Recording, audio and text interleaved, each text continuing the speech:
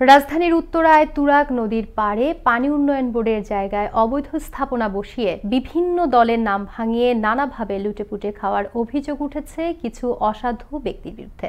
স্থানীয়রা জানান, উত্তরা ৯ নম্বর সেক্টরের অপরদিকে আবদুল্লাপুর আশুলিয়া সড়কের পাশে আওয়ামী লীগের পৃষ্ঠপোষক ও সাবেক শ্রমিক লীগ নেতা সেলিম শেখের তত্ত্বাবধানেই সরকারি জায়গায় বসানো হয়েছে এ অবৈধ স্থাপনা।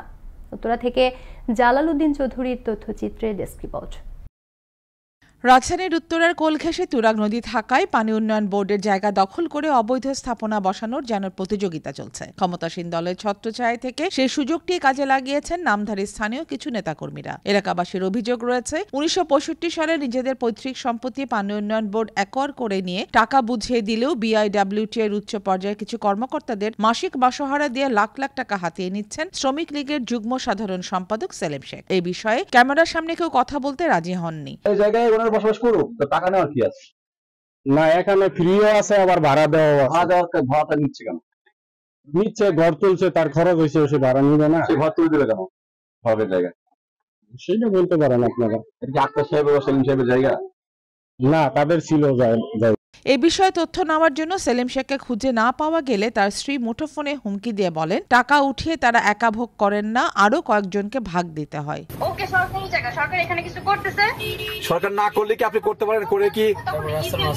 হ্যাঁ, যখন করতে আসবে তখন ইজিলি এটা যে কাজের জন্য করবে সেই কাজে দেওয়া হবে। কি বলেন? সেলিম ছাড়া আর কেউ আছে? হ্যাঁ আছে, অবশ্যই আছে। একটু না বলেন নামটা। আছে, আক্তার আছে, সফটর আছে, মানিক আছে, কত মানুষ আছে, সুহেল আছে।